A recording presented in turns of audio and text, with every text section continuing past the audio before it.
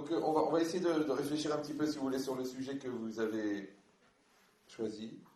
Alors évidemment, c'est pas un sujet très simple, mais étant donné que tout le monde se pose le problème et a priori, on est tous confrontés un petit peu à ça, d'essayer de comprendre un peu comment fonctionne l'éducation et en particulier la problématique de l'adolescence. Aujourd'hui, on a beaucoup de cas et c'est intéressant d'essayer de réfléchir. Alors, vous savez qu'il y a trois grands âges, comme ils sont définis dans les textes, le katan, le nahar et le gadol, le gever.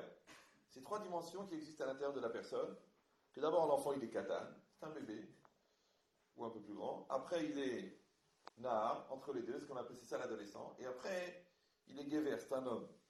Alors, ces trois dimensions, en réalité, ne sont pas spécifiquement liées à un âge. On a déjà expliqué dans un cours, je pense que j'avais dit ici aussi, que quand on parle de l'enfant, c'est celui qui est à 100% rêve, dans l'imagination. Quand on parle de l'adulte, c'est celui qui a priori est 100% dans la réalité, qui assume, c'est la responsabilité. Et quand on parle de l'adolescent, c'est celui qui doit passer de la fin du rêve au début de la réalité. Donc il y a une souffrance, il y a une difficulté, on doit quitter le monde du dessin animé pour entrer dans le monde de la réalité. La déchirure de la fin du rêve et le début de la réalité s'appelle la crise d'adolescence. C'est d'accepter qu'il y a des responsabilités, qu'il y a des choses à faire, qu'il y a un rôle à jouer, c'est difficile. Donc on quitte le monde de l'enfance, on rentre dans le monde de la réalité. D'accord. Alors je vous ai donné trois étapes, mais je ne vous ai pas donné d'âge. Donc quelqu'un qui va rêver à 30 ans, c'est un enfant. Quelqu'un qui va assumer à 10 ans pour combler le déficit de ses parents, c'est un adulte. Et quelqu'un qui va faire une crise d'adolescent à 40 ans, qui pense que le bonheur est ailleurs, qu'il faut faire sa révolution, c'est un adultère. Parce qu'il n'a pas accepté sa réalité telle qu'elle est.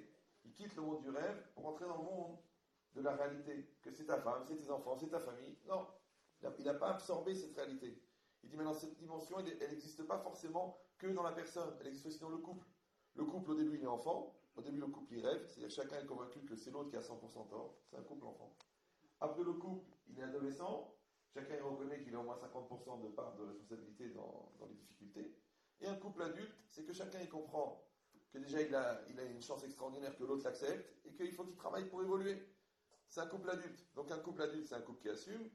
Un couple enfant, c'est un couple qui rêve. Et un couple adolescent, c'est un couple qui se déchire. Parce qu'il a cette difficulté d'accepter qu'il faut travailler, il faut se remettre en cause, il faut évoluer. Le business, c'est pareil. Une keïla, c'est pareil. N'importe quel domaine, il y a toujours ce cycle-là. Enfant, adolescent, adulte. Maintenant, même dans le clan, c'était la même dimension. Parce qu'on dit, le monde de l'Égypte, le Ham Israël est en Égypte. Ensuite, il est passé dans le désert. Et ensuite, il a reçu la Torah. Dans la dimension de l'Égypte, elle ressemble beaucoup à une prison, c'est normal, et elle ressemble beaucoup à l'enfance. Parce que l'enfance, c'est un ensemble de règles. Parce que quel est le point commun qui existe entre l'Égypte et la Torah? Les deux, c'est un ensemble de règles. L'Égypte, c'était une immense prison, parce que Mitzrayim, c'est Metzarim, Metzarim, c'est les limites. Et la Torah, c'est un ensemble de contraintes, et d'interdits, et d'obligations. Donc la Torah, elle ressemble beaucoup à une prison. La Torah, elle ressemble beaucoup à l'Égypte. La différence, c'est que en Égypte, dans la prison, les règles, elles sont imposées, alors que dans la Torah, c'est toi qui les imposes. Ta prison est dans ta tête. Ça s'appelle la responsabilité. Ça s'appelle la maturité. Maintenant, l'homme, il doit passer de l'étape de l'Égypte à l'étape de la Torah. Au milieu, qu'est-ce qu'il y a? Le désert. Pourquoi que je vous crois, il a voulu absolument que le béni Israël passe dans le désert avant de... Alors, on peut généraliser la question. Pourquoi est-ce qu'on a besoin, dans tous les choix qu'on doit faire, de passer par un passage à vide, ils appellent ça? Oui. Qu'il y a un moment où tu te sens seul, il y a un moment de solitude. Le choix, c'est une solitude. Il dit, dans cette solitude-là, un homme, il doit faire un choix. Parce que c'est quoi le désert? Quand tu pars dans le désert, au début, tu pars avec tes canapés, tu pars avec ta chaîne IFI, tu pars avec ton frigo, tu dis, ça sert à rien, parce que ici, on est dans le désert, alors tu laisses tout. Qu'est-ce que tu gardes de l'essentiel? Le désert, c'est l'endroit de l'essentiel. Alors, quand quelqu'un, il est dans ce passage à vide, le problème, c'est le passage à vide, et la solution, c'est le désert. Parce que, comment on dit désert en hébreu? Bamidbar. Oui. Et Bamidbar, c'est les mêmes lettres que Médaber. Dans le désert, il faut parler. La personne, elle est dans le désert, elle a besoin de parler. Maintenant, l'enfant, quand il rentre dans le monde de l'adolescence, encore une fois, il est sorti de la sécurité. C'est comme quelqu'un qui a fait 10 ans de prison. Quand tu lui dis, bon, fais ce que tu veux, il ne sait pas quoi faire. Il dit, bon, je fais quoi? Alors l'enfant, il est assez grand pour faire des bêtises, mais pas assez grand pour s'assumer. Donc il est entre les deux. Donc à ce moment-là, il est seul, il est très seul. Il ne veut plus accepter forcément les parents, mais il ne veut plus non plus être un gamin, il est entre les deux. Oui, il est ni enfant, ni adulte. Alors c'est marqué, Vaïlachem, Amalek, Birfidim. Il est venu à Amalek, il a attaqué les bénis Israël, Birfidim. C'est quoi Refidim? Il disait les Framim, la Gemara dit, Amar Rabbi Yehuda, Refidim, Sherafu Yedem Min Torah. Ils ont relâché leur influence dans la Torah, leur connaissance dans la Torah. Or, la Torah elle a dit, Barati Lecha Torah Yetzerara, Barati Lecha Torah Tavlin. Je t'ai créé le Yetzerara, j'ai créé la Torah en médicament, dit la Gemara dans Kiddushin. Il y a beaucoup à dire là-dessus. Mais une des bases, c'est quoi?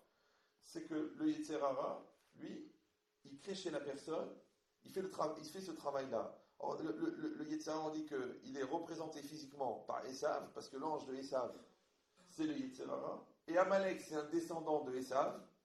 Donc le Yetzerara, il est représenté physiquement par Amalek. Amalek, il attaque les Israël quand Birfidim. Refidim, c'est Rafou. C'est quoi Rafou? Quand l'homme, il est faible. Il est faible, pourquoi? Parce qu'il n'est pas clair. Alors pourquoi la Torah, c'est le médicament? Parce que Amalek, c'est la même valeur numérique que le Safek. Amalek, il attaque quand l'homme, il est dans le Safek. Il n'est plus un gamin. Il n'est pas encore un adulte. Il est comme ça. Amalek, il vient. Oui, c'est pareil. Maintenant, comme on a dit que ce schéma-là, il existe dans toutes les dimensions, c'est pareil maintenant. Dans le couple, on n'est plus un couple tout feu-follet du début, on n'est pas encore un couple bien installé, bien construit. Entre les deux, il vient Amalek, il vient le Safek, il vient le doute. Oui. Le business, c'est pareil. Ils appellent ça en français un passage à vide. D'accord? Il y a un passage à vide. Attention, Amalek, il arrive. Maintenant, la chokma, c'est d'anticiper cette arrivée-là pour pouvoir s'adapter. C'est exactement pareil. Maintenant, nous, on essaie de comprendre, puisque nous, on est déjà passé par l'adolescence, a priori. Moi, quand je reçois des gens, je leur pose plusieurs questions. Une des questions, je leur demande comment s'est passée la crise d'adolescence. Ah, je trouve bien, on s'en va passer. Attention, c'est une étape nécessaire. Tous les enfants font des crises, d'accord? Donc, l'enfant qui est religieux, ben, lui, il va dire je pense que la vérité est ailleurs. Celui qui n'est pas religieux, il va absolument devenir religieux. Moi, combien de fois au départ, il m'appelle mais qu'est-ce qui arrive à mon fils? Mais qu'est-ce qui arrive? Est-ce que vous voulez devenir religieux? Lubavitch! Lubavitch! Mais qu'est-ce qui arrive? Qu'est-ce que j'ai fait? Qu'est-ce que j'ai une mauvaise cavana? Qu'est-ce qui s'est passé? Pourquoi maintenant il veut devenir religieux? Je dis, il devient religieux, c'est comme ça. Un homme, il veut faire, parce que chaque enfant, il veut faire sa révolution.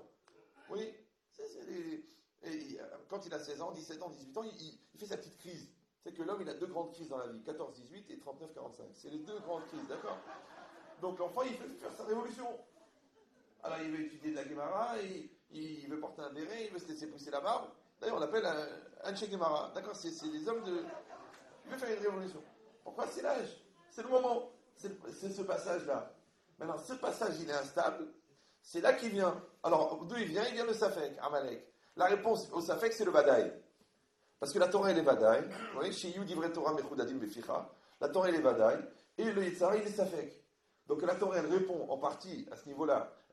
Une partie de la Torah, elle répond à ce niveau-là. Que quoi? Que l'enfant, il doit être en face des références. Il doit avoir des références. Maintenant, quand est-ce qu'on introduit les références? Avant. C'est ça le problème. On introduit les références pour qu'au moment où l'enfant, il se retrouve devant le Safek, il a la référence en face.